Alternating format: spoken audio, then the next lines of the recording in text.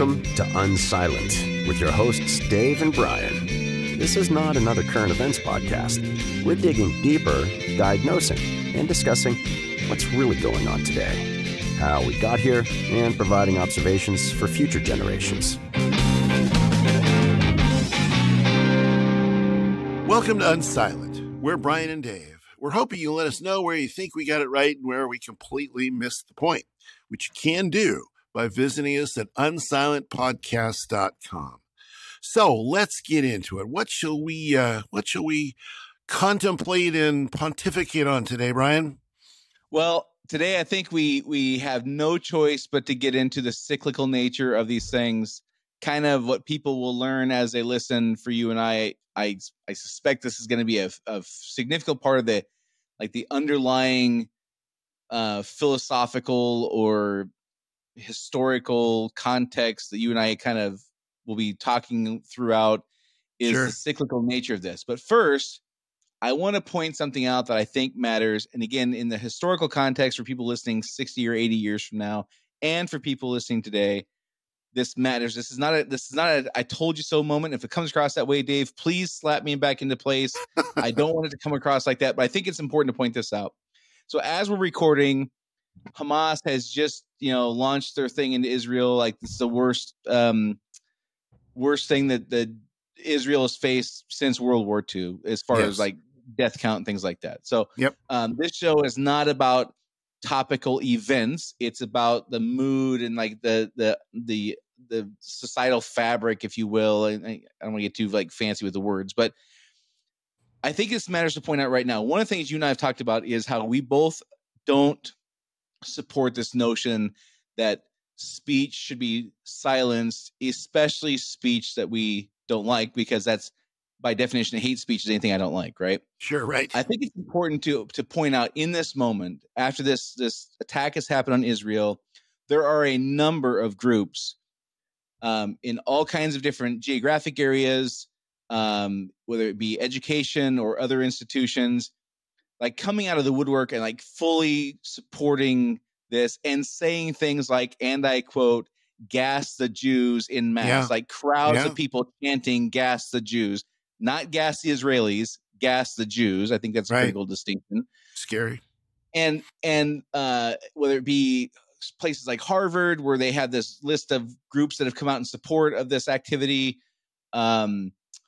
whatever. There's plenty of places where people are supporting what I would consider to be like maybe the worst possible behavior we will see from humans in my lifetime so far, right? Yeah. In a way that's like videotaped and promoted by the people doing it. It's not like the war atrocities where people in Vietnam and other wars, of course, did horrific things, but when they were caught, they were ashamed. They were ashamed and they were punished. Like these are horrific things being promoted.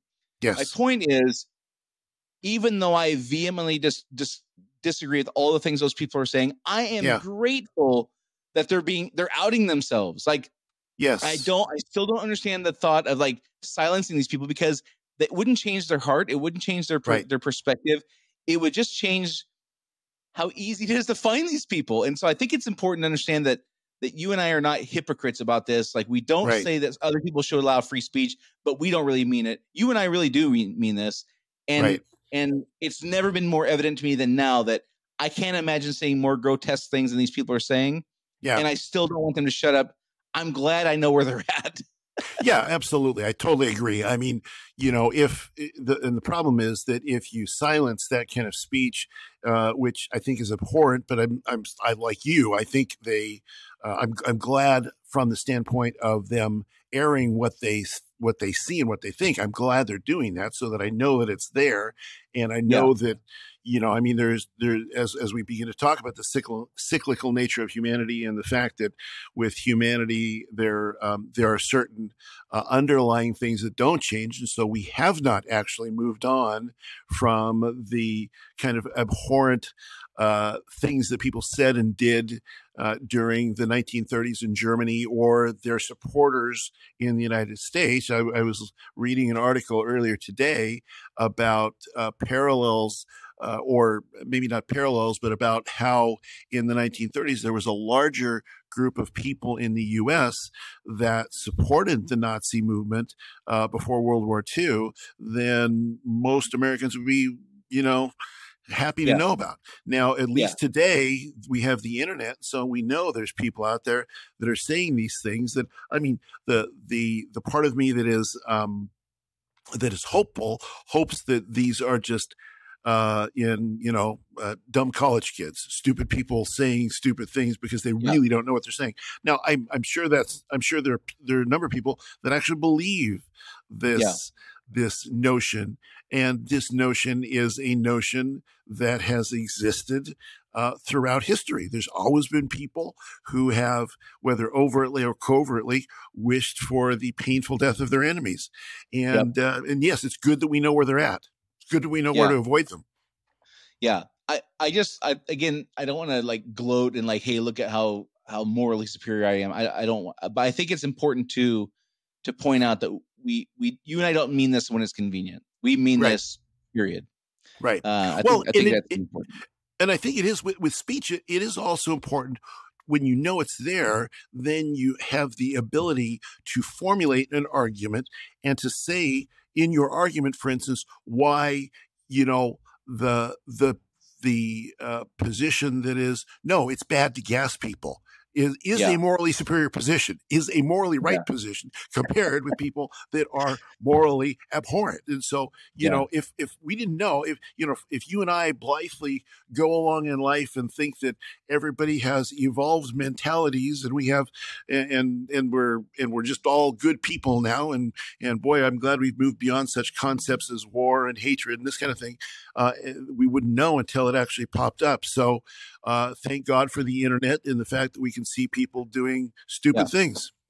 Yeah. Thank God for the internet. Thank God for video. Thank God for people having cameras on their phones. Exactly. These things have been proven to be fantastic spotlights, and I'm grateful for that. Exactly. Right. So on our topic, the cyclical nature of these things. Now, I don't think anyone could reach the age of 15 or 20 without hearing things like history repeats itself, and history doesn't repeat itself, but it rhymes, and like all these kinds of sayings that we grew up with that basically tell us that we have to learn these lessons over and over again, and they don't ever make sense until all of a sudden they do. Right? Exactly. It always seems like it's complete nonsense until one day you wake up and you go, oh, it wasn't complete nonsense. Right. We do that in big things and small things. One of the things that got you and I talking way before we even dreamed of doing this podcast was this cyclical nature. You're much better at this than I am, of course. So just give people your understanding of the Fourth Turning, specifically Pendulum. Sure. Those are two books that you and I kind of started reading a few years ago, and just kind of the theory or the hypothesis, whatever it is behind those things. So basically the idea, and it's not a new idea. It's actually like anything we're talking about. It's a repeating idea. It's an idea that has existed throughout human history. And there's a lot of commentary by scholars and thinkers of old and scholars and thinkers of late. And the idea is basically that societies go through, you might even call them moods, phases, if you will. And an entire phase is essentially the 4 generations of a long human life. Now, a long human life, you can, think of in terms of like the first 20 years. You've got the sort of the childhood phase, and you've got the young adult phase, 20 to 40, 40 to 60, you got middle age, and then 60 to whenever you die, 80 probably ish, life expectancy is that last phase. And throughout each of these 4 in the book that we're talking about, by Strauss and Howe, The Fourth Turning, which was 1996, I think it was. And then Howe is still alive, so he's doing it. And there's been a number of books on this topic.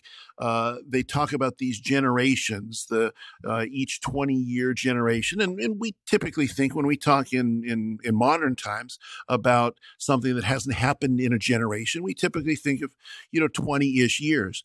So if you real quick to clarify, when you're talking about the generations in a person's 80-ish year life, 4 generations would be born in that person's 80-year life. A generation when they're 0 to 20, a different generation when they're 20 to 40, etc. Right. So when you're talking generations, you don't mean their generations, you mean the generations that are born in that person's lifetime.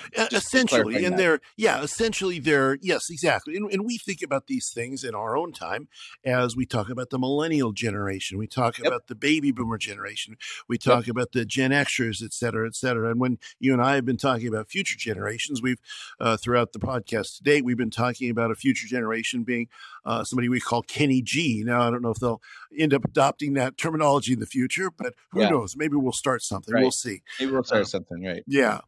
Yeah. And to clarify, Neil, how that you're referencing one of the authors of The Fourth Turning, he coined the term millennial like that. So he's not some nutcase who you and I just like stumbled upon. Like he's a demographer, an economist, a historian. Like his bona fides are not really up for debate. Absolutely. And he's incredibly learned. He's incredibly well spoken. I won't say that there's absolutely everything that he says that I'll subscribe to 100%, but there's nobody like that. I don't subscribe to something I said last week 100%. So there you go. 100%. Right. Yeah. Yeah. So that's basically it. Is that the generations as they're born and as they rise to power, they make decisions differently. So, for example, Gen X, the way that they were shaped as quote unquote latchkey kids, they have different priorities and different factors that they use to make decisions, and different drivers, different values. Gen Xers are, for example, just a quick example, are typically going to value independence more than a millennial. A millennial would value community more. Well, as those people age and ascend into roles where they have influence and power and like governance and things like that, they're shaped by history and they're shaped by the nature that they're born into, the nature nurture thing. They're shaped by the circumstances they're born into, and then they shape history and how they make decisions. Right. And the theory is every 80-ish years, we end up with the same, they call it a constellation of these generational archetypes. There's 4 that always come in the same order. And in the societal mood shifts accordingly in very predictable and cyclical ways. So for example, if we look at the moment we're in now, we're kind of facing the winter, so to speak, of the cycle. And if you went back 80 years from now, you would have found us right in the middle of World War II and the Great Depression. And if you went 80 years-ish before that, you would have found us right in the throes of the Civil War. If you went back 80 years-ish before that, it's the Revolutionary War. And about 90 years-ish before that, I think was Bacon's Rebellion and the Salem witch trials, where the term witch hunt was like literally coined. Exactly. In that it was the same moment in the cycle we're in now, which is why we are talking to Kenny G. We're trying to catch him 15 years before he finds himself in the next thing 80 years from now, which would be around the year 2100. Right. We're trying to warn Kenny G. It may feel like things are sunshine and unicorns right now, but we're telling you from our experience, when we thought our species and our society had evolved so much so in 2008 that things were going to be sunshine and unicorns for us, we find ourselves now in the throes of pretty nasty things that none of us would have. Well, for me, I would not have believed I would be finding myself in a situation like we're in. Exactly. And that's really, I think, one of the benefits. You think about this, okay, well, why are these guys talking about these generations and cycles of history and all this stuff? And, it's not an academic exercise. It's really an exercise in understanding how the times can change and how you can respond to the changing times. The most important skill set that any human or any society has is the ability to predict the future.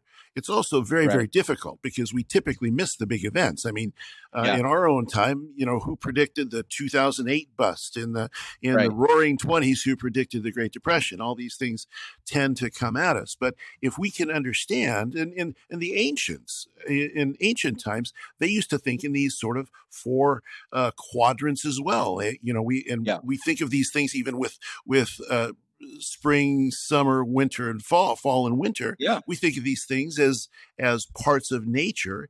And really this idea, if you understand history, if we look at history this way, we can understand it with the same sort of predictability that we predict spring, summer, fall, and winter. So we don't know. It's not exactly 20 years. It could be 19 years. It could be 22 years.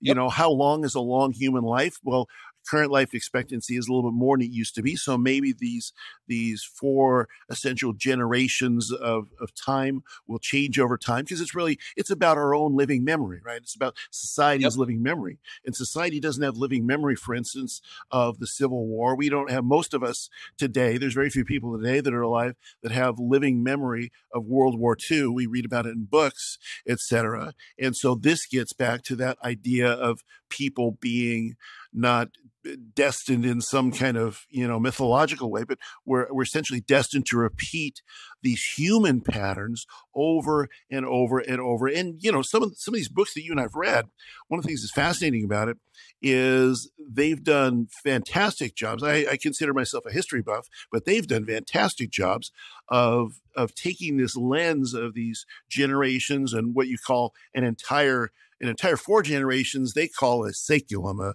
It's an age, if you will, and overlaying that across thousands of years, and the remarkable consistency with which these things play out over and over and over. The wheel turns, the age-long cycle turns. It's just fascinating. So you and I will not, people, I would recommend you read The Fourth Turning, and there's a new one that says it's called The Fourth Turning is Here, that he's released in July of this year, 2023, that okay, we're here in the midst of it. And the thing I want to stress, a couple things. One is they don't predict events. Right. They predict behaviors. They predict moods. Right. That's critical. Like you said, how long the period lasts. It might be 19 years. It might be 23 years, just like winter. How long does winter last? Well, it depends. Some winters are longer than others. Okay. Really critical that people don't say, they're trying to, they predicted the pandemic. No, they didn't predict the pandemic, but they did say things like a pandemic or a war or a depression or an economic collapse. These things are handled differently depending on the mood and basically who's in charge, which generation is in charge. They make decisions differently. They have different values and drivers. So I think it's important that people don't get locked on, we're not trying to predict events. That's not what this is about. No. And the second thing is there's kind of the summer and winter, and then there's kind of the fall and the spring. And and in the 60s, 1960s, we had kind of a spiritual awakening. Well, that happens about every 80 years. Mm-hmm. We have the cataclysmic event, World War II, the Civil War, the Revolutionary War. Everybody loves each other for 20 years. And then there's a spiritual awakening. Right. And then that generation comes to power slowly over the next 50 or 60 years. And they're great at ideology, but they're not great at execution, maybe, or whatever. Right. They're just what their strengths are and what their weaknesses are played out in our society. And so there's this kind of spiritual thing that happens, and then kind of opposite of that, or a little on a different time frame, is as these institutions are built up after the cataclysmic event. Again, World War II is the last one. All these great institutions were put in place. Well, over the next 80-ish years, those institutions become corrupted and bastardized and band-aided, and they just become ineffective. Right. And they're so ineffective and they're so band-aided and so corrupted and dysfunctional that in many cases, they just have to be destroyed and rebuilt. And so for a person living in this moment, for me, I can't think of a single institution that doesn't feel broken, whether it's education, media, all kinds of aspects of the government, the legal system, name an institution and it just feels broken. Right. Where I never really felt that until, 10 years ago or 8 years ago or whatever. Right. And that's the part that I would not have predicted in 2008. I could have read that book that was written in 1997, The Fourth Turning, and I would have said, these guys have lost their minds. And all of a sudden in 2017, I would have went, wait a second. I remember reading something about this, right? The other thing is, I just, before we jumped on here, I did a quick search. I don't do a ton of research, but I did a quick search of the worst presidents ever ranked by whatever the pundits are. And it's interesting to note that 2 of the top 5 were the presidents immediately preceding the Civil War. Right. Franklin Pierce and James Buchanan. Buchanan across the board is the worst president ever, according to everyone. Yep. Because he allowed the Civil War to happen. He would not act on the slavery issue. And then the second group is Warren G. Harding, no relation, by the way, and Herbert Hoover in the 1920s leading up to the Great Depression and World War II. Right. So these people find themselves in situations where their later history does not reflect well upon them. Warren G. Harding, when I grew up, was known as the most corrupt presidency in U.S. history. And as years have gone on, some people are now saying that maybe he didn't know that much. I don't think it's an accident to look at our current occupant of the White House. Yeah. And we hear at least strong theories of significant levels of corruption. Yeah. And then you go back to the pre-Revolutionary War days. Yeah. The taxation without representation, and that the corruption, like they were just taking people's money and not representing them and not addressing their needs. And this cyclical nature is just so apparent now, living in this moment in a way that was not 10 years ago for me, at least. Well, and it's fascinating. So then that brings you to the question of, why did we get a Harding? Why did we get a Buchanan? Why did we get these various ones at these various times? And why did we get in our age, Joe Biden? Why did these people come at the right time? And that is because, if you take a look at the overall generational theory, it's that society's moving in a certain direction. And because society is moving in a certain direction, a certain type of person or a certain type of institution or a certain type of thing will happen. No, we can't predict who the person is, what the specific thing that will happen is, but we can see that everything becomes ripe for this kind of thing to happen. And this is where that sort of predictive, we can't predict events, but we can predict trends and patterns and see those patterns throughout history. And that's really, when you and I were first talking about doing this podcast, we talked about, well, how can we help the future? We're probably not going to be there for it. And so what can we do about it? Well, one of the things, if we can, in this day and age, with the technology we've got right now, if we can give some hint of, here's how this stuff is actually playing out before our eyes right now in what we consider the fourth turning, then in the future, in perhaps the third turning of the next saeculum, they can say, hey, it looks like we're in this very sort of selfish phase, and this could lead to this next sort of disaster crisis phase. You can see this coming, and you could perhaps mitigate some of the. I don't think you can. Human nature is, we've been dealing with the same things in human nature for thousands upon thousands of years. We're not going to mitigate human nature. But what perhaps we can do is soften the blow of some of these things that have repeated themselves over and over again. Yeah, I think that what we would be asking of humanity on that scale is to collectively accept our own failures on a scale that's unimaginable. It just doesn't feel possible that collectively people would all say, yeah, we're a bunch of dopes. We're going to learn from people who lived 80, 160, 240 years ago. That seems like a pretty heavy lift in my opinion. Yeah, that's a big ask. That level of humility. Right. So a couple things I think matter for the historical context. Again, this is not going to be a podcast about the fourth turning like Neil Howe has done. He does his own podcast.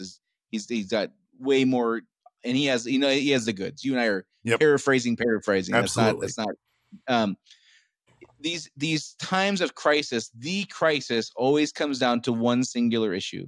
Yes. So you and I have talked about so far in these first dozen episodes or so, we've picked a number of different things that we're kind of arguing about. Right.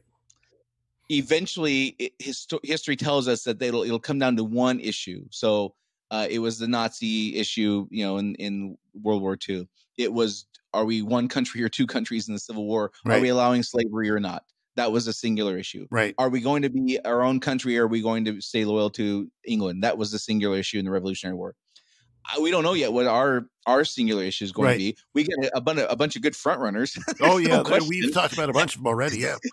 Yeah, we've talked about a bunch, and we have another 20 or so that we haven't even gotten to. So, but it always comes down to one singular issue, and it is historically been a horrific period of time. Now, I don't want to be doomsday, but we also can't be like ignorant and ignore what's being like plainly played out in front of us. Like you can see this coming. You don't have to go back very far to the 1930s in Germany and see things that very much parallel the conversation you and I had when we very first opened this thing about the attacks on Israel. Like if you can't see the parallels there, this is not the podcast for you. For sure.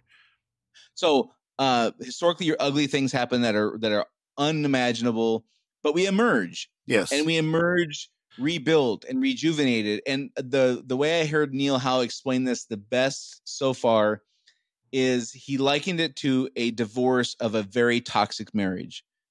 And he basically says something along the lines like, when you come out of that, you'll say, it was the best thing that could have happened to me. And somebody said, would you want to do it again? You would say, absolutely not. Hell no, I don't want to do that again. Right. Like, it was absolutely miserable. But the alternative was so much worse. It was the best thing that could have happened. Right. And that has that gives it a context that I'm not excited about, but it makes sense to me. Right. Yeah. The alternative is we continue just mired in this world we're in where nobody can agree with anything. And we have to have a resolution, and it's going to be not very fun, but we will come out of it, and we will all have shared values again. I've said numerous times throughout this podcast, I feel like this is a war of values more than tax codes and things like that. We'll get that part resolved. Right. Well, in the way, some parallels, some analogies we might think about, you can think about it in some cases like a forest fire. A forest fire is terribly devastating, but the forest fire ultimately is good for the long-term life of the forest. Now, 100%. During the forest fire, a lot of trees die and a lot of bad things happen, but the stronger trees emerge. So that could be, another example of that. There's a quote that you've heard, that we've all heard, that sort of encapsulates these four. This four cycle, and it goes like this: hard times create strong men create good times create weak men, and weak men create hard times. So there's 100%. That cyclical thing that happens there. That's a natural progression of really, it's a natural progression of nature. So when you get into the winter time, what happens? Lots of stuff die, but the death of lots of stuff during the wintertime leads to the regenerative life in the springtime. So in a lot of ways, it's a well-designed system, because the nature, however you want to put this, does not let us get so completely dysfunctional that there's no return. At least it hasn't so far in 10,000 years of recorded history. But there's a natural reset mechanism in human nature that allows us to reset at great cost, at great, the last three turnings of I don't know if it was Howe or who it was, but there was one of the historians talked about the three republics of America. That the first republic was the Revolutionary Republic, the second republic was the post-Civil War republic, the third republic was the post-World War II republic, and now we're in the fourth republic, and that's the end that restarts, or the next that will restart the next republic after this one's done. At great, and each one of those became active at the cost of millions of lives in some cases. I mean, the Civil War was the most brutally devastating war that America's ever been in. 600,000 Americans killing each other.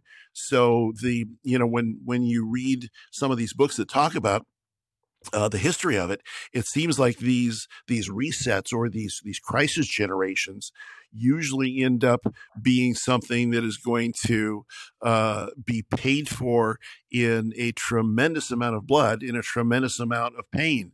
In the Fourth Turning book, one of the things that Howe talks a lot about is, will it be a new civil war or will it be a world war? Oh my word. Yeah. That's light reading, huh? And they're possible. And I just did a quick search, 600,000 people in a population of 31.5 million. Right. Yeah, exactly. If you did the math on extrapolated that, it'd be the equivalent of 6 million people dying today. Yeah, exactly. And the other thing, again, not to get like doom and gloom, I do think that there's the emergence that I hope you and I will be able to spend more time on as we work through this. But I think it's important to document what this feels like. And that's very much part of my goal with this whole podcast, and why we keep saying, tell us where we get it wrong, because we want to explain to people as we look back on this 40 years from now, 50 years from now, 60 years from now, what this moment felt like. So you may not agree with us on our specific political ideology. Got it. Yeah. We don't need to argue that. What we do want to hear from you is where we're not describing the mood correctly. And there's a couple examples we'll get into here in a minute. Again, not get all doom and gloom, but I think the thing that kind of always stands out in my mind is Abraham Lincoln did not have access to nuclear weapons. Right. He may have used them then, and if they were accessible, like it may have been way more than 600,000 people. We now have, as always happens, we have ever so more sophisticated and the scale in which weapons just wipe out people is like it exponentially grows all the time. It's always going to be bigger than the last one, just by the evolution of technology. It's always going to be the biggest one yet. Yep. And that is super frightening. And part of the things that people may not have picked up on as you and I are talking, when we say things like, if guys like me and Dave are not around, because if we lose this, if it does come down to a singular issue and our side loses, like people are going to look at us and say, these were a bunch of dolts and we're glad they're gone, because the victors always get to write history. That's right. So part of what we're trying to do is explain, hopefully, Dave and I weren't bad guys. If our side loses, we do have good hearts and consciences, and we do have, opinions that may not be appreciated in the year 2080 by Kenny G or whatever. But hopefully people will not think that we were just like cavemen either, and like had no ability to think, besides our fire good kind of a thing, Well, and if one of the reasons that I have hope too is because if you look at the last the three American republics, the three American turnings that we've been through, or saculums that we've been through, each one of them resulted in a slightly better world in terms of what I would call objective morality. So the first one, the lessening of power of the English monarch, and generally monarchies from there on out were, well, I mean, even before that, but they were declining in power. So a vesting of power in a single person rather than in the people itself became something that America became symbolic of, and so that advanced at great cost in terms of lives, etc. Same thing's true. We were the second of the major powers to abolish slavery. England was, to their credit, the first one with William Wilberforce in the early 1800s. So out of that, again, paid at great cost, came what we would say today, according to our morality, is better, is a more moral world out of that. 100%. And then, of course, the third one is again the vanquishing of a dictatorial, brutal philosophy, whether it was imposed by Mussolini or Hitler or the Japanese Empire, brutal philosophies, and the prevalence of philosophies that are more towards individualism and community, etc. So in each one of these cases, the large arc of history has been what we would consider in our modern morality a positive thing. So you and I have talked various times in the past about our moods, about what we're going through, and are you optimistic, Dave? Are you pessimistic? And depends on the day you catch me, right? But 100%. But in general, as I try to think about that objectively, and I look at the long arc of history, the momentum of history is towards a better world. Now, it doesn't happen as quickly as I would like. It doesn't happen as universally as I would like. Slavery is still practiced across the planet in lots of different places. Murderous brutality, regimes such as we're watching in the Middle East right now are still very powerful, too powerful. So these things still exist, but the broad arc of history is generally positive. So I think I'm not too concerned that Kenny G is going to be thinking poorly of us, but we'll see. Yeah, you never know. Yeah, I think that one of the mistakes I think we all make, and when I say we all, I mean I'm including myself, is getting wrapped up in the currently it's left versus right, and this belief that it's always the left that's right or it's always the right that's correct. That's not true. And what I think we're learning is in World War II, it was, the fascists that wanted power, and it came to a head because that before that, and of course in U.S. history, it was, slavery. They wanted power. If you look at how we colonized, quote unquote, colonized the Americas, and native people were displaced, and I think the mistake that people make is believing it's left versus right, good versus Correct. evil, versus people are just looking for the angle that gives them power. Right. And whatever the angle du jour is, or whatever the angle of this cyclium that works is, or this cycle we're in, whatever gets us there is what people care about. I'm coming to believe it's not now I say that also having belief in Judeo-Christian values, yes. and personally believing that is the right path. Yes. And you and I talked before we started recording today. One of the reasons I wanted to do this podcast was it just struck me, and always, how could you be the person who lived 2 miles from Auschwitz during World War II and not say anything? Right. And as I mentioned before we started recording, I'm learning a new level of grace for those people, because in this moment, I feel like I'm smarter than the average bear. I feel like I have a good understanding of my values. I feel like I put a reasonable amount of effort into finding out what the truth is. Mm-hmm. And it's hard as hell to figure out what is really going on. There's an angle to everything. You can't really trust the information. And the consequences of speaking up and being wrong are life altering. Sure. When we talk about you get canceled, like, you cannot have an income if you say the wrong thing at the wrong time in the wrong context. And if you react to something, you could react and feel like you're right and find out you were really led down a wrong path. And interestingly, watching people, as of even today, like on Twitter and Facebook, have to say things like, holy smokes, maybe those folks were right, where 3 years ago they had changed their profile picture to match the flavor of the day and whatever. And watching some folks kind of have these epiphanies, other folks terrified to speak and just like look down and don't say anything.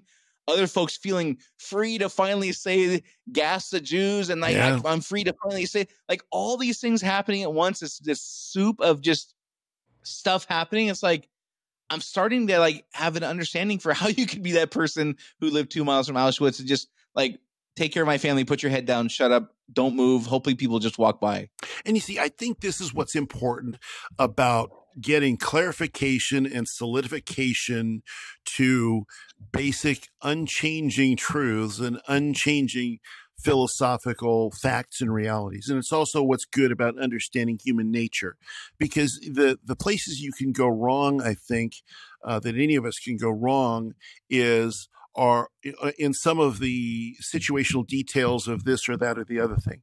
But when you then move back and say, and this is why I also think that a lot of what we argue about today, a lot of these details that we argue about on the daily news cycle today, are going to just kind of melt away into some, and this is, a general prediction, will melt away when a grand crisis of existential proportion comes.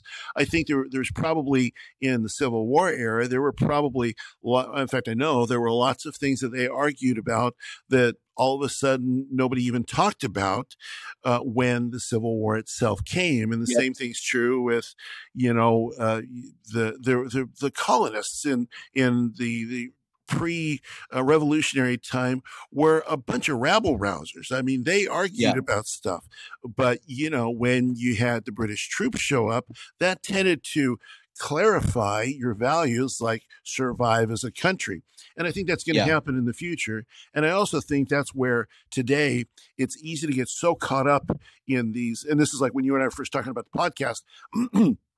Do we really need another person to be out there talking about the latest outrage in the news today that a year from now somebody could bring up and say, oh yeah, I remember I was ticked off about that, but I can't remember exactly what it was, Yeah, I was really mad about that. I couldn't tell you what happened. It was, and that happens periodically. Somebody will bring something up, or I'll read something from the past and I'm like, yeah, that was something I was really excited about. But I don't really remember why, But then if we connect to certain principles, it's like if we take a look at, not to get too much in the news cycle, but take a look at what's happening in the Middle East. There are certain things that are always 100% evil, and chopping off babies' heads, not to be too gross, but it's the news cycle. That's what's happening. That is 100% evil all the time. Whoever does it is performing that. So if we break it down to principles instead of, well, yeah, but they did this first to me, and therefore I'm mad, and therefore I did this to them, and Excel, you can get this in this endless thing that you're talking about, and never really get anywhere. Yeah, and that's where I come back to, like I was just saying, I understand how people can get in the mode where they just put their head down and like look down, don't look up, don't make eye contact. Right. Hopefully things will pass you by. And simultaneously, I am astounded at how people don't have the balls to point out obvious evil. Yeah, exactly. And those things are happening simultaneously, which is part of the confusion. Not just for me, but like, where do we go? What do we do? Like you could find yourself arguing all day long about trivial things that don't matter, and you just get burned. You just get tired, and you're just like, gosh, I just don't have the energy for this. And I have to find time to like love my kids and play catch with my kid, and like, hold my grandchild and kiss my wife. And I can't be in that mood all the time. On the other hand, it seems like we neglect the things that matter and don't have the guts or grit or courage to call out the obvious things that are real atrocities. We have tons of energy to quibble about the things that aren't going to matter in 7 months. Right. Well, and I think that also comes down to whether or not we've paid attention to what we really believe is at the core of things. It comes down to do most people have a coherent life philosophy? Like, here's what I'm willing to die for. Here, most people, most people don't spend Saturdays. They're going to mow my lawn. I'm going to, fix up the house, whatever. You don't think, well, what am I willing to die for? It's just not the kind of thing that, we tend not to have these heavy thoughts and discussions until they stare us in the face. Do we really think about, maybe sometime we'll have a podcast about death, something that what does every person on the planet have in common right now? We're all dying, every last one of us. So, but is it something that, hey, Brian, how's it going? What are you thinking about death today? Well, no, it's, we don't have these conversations because they're hard conversations, just like we don't have hard conversations about, well, hey, there's a group in the Middle East that wants to genocide another group. What do you think about it? Well, it's not polite conversation for a party. And frankly, I think there's two other things that are at play there. One is the NIMBYism that we've talked about. Like, if it's not in my backyard, I don't really care.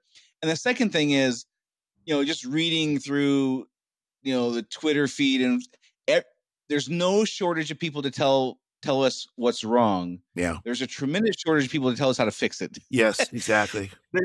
These things are not, the solutions are not easy. No. If they're even apparent, and in many cases they're not apparent, and like it would take a significant amount of effort and, again, humility on a scale that seems like pretty unlikely. And so we just kind of kick the can down the road until one day you can't kick the can down the road anymore because the can's on fire and it's in your living room, the curtains are on fire, and you got to act right now. And that's a very American thing to do. Well, it is. It's the point of clarification, because to a great extent, like if you take, and I love to argue, it's fun to me. It's a party game. But when you think about, when you think about why we do these things, typically, and this is, again, I think particularly in America, and we're still the colonists, we're still rabble rousers like we have been for 250 years. There's this idea of, we just want to compete with each other. We want to compete in business. We want to compete in politics. It's like, well, I want my side to win. And if my side wins, do I have a solution now that is going to be brought forth? No, but I won. So that's really all that's important. And I think there's, I've often thought, just to take the Middle East as an example, if everybody all of a sudden got amnesia and everybody just woke up. Now, this is utopian garbage that I don't believe, but it's not going to happen. I mean, it can't happen. But would everybody, would there be more of a willingness to get along with one's neighbors? Probably for a while. I mean, eventually probably the human nature of it would all come back, like, well, you're stepping on your dog pooped on my lawn, so now when you said that, my first thought was yes, and what is the over-under on how many months or years that could possibly last? Yes, exactly.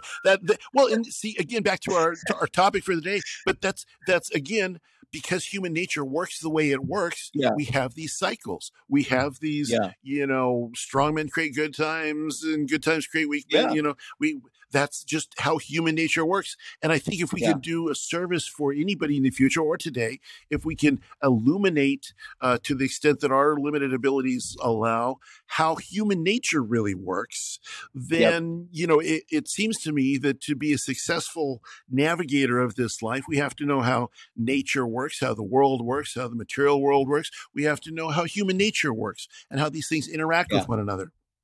And I think that's the pragmatic side for you and I specifically, just us two individuals, that all these utopian ideas that you and I just think are just foolish, honestly, they all sound fantastic right up until you introduce human nature. Right. They work great without humans. Yeah, they work wonderfully until humans are not involved. They work fantastic until you say, okay, will that work with your Uncle Joe at Christmas over dinner? No. Yeah. Okay. Well, it's not going to work in a grand scale of 340 million people either. Exactly. Well, and therein lies the problem. Well, and there's the appeal to it, because it's like, we have all these problems, to each according to his need, from each according to his ability, works great until you consider that human beings are essentially greedy and selfish and lazy. So, right. It works fantastic, right? Until you say, well, would that work in your family with the 7 people you know? No. No, okay, sorry. How about your neighbors? No. How about people across, like the town next town over? No. But 340 million people, no problem. Yeah, right. We can implement it globally, just not in a small group. Yeah. I can't do it in my little town. But all right, Dave. Well, for those of you listening, this is going to be not a topic every time, but I think it's just important to understand, like, that this is kind of a foundational concept that Dave and I believe in, that will kind of undergird many of our conversations, is this cyclical nature and things. This is the moment in time we're in. This is the season we're in more of a grand scale. And I would invite you to go check out those books. Pendulum is one. It was not written by Neil Howe and Strauss. It was written by actually marketing guys who were studying why commercials evolve over time, why marketing messaging works one way in the 80s and a completely different way in 2017, and they came to a similar but different theory. Anyhow, would really love for you guys to chime in and tell us where you think we're explaining the mood that we're in correctly, where you think we're completely missing the point. And you can do that by going to unsilentpodcast.com, or check out our videos on Rumble. There's great comments section there. You can put tons of comments in there as well. So until next time, this is Dave and Brian signing off. See you later. Do you want to be Unsilent? Make your voice heard on our social media channels and share where you think we got it right or wrong. Go to unsilentpodcast.com for social links so you can join the discussion.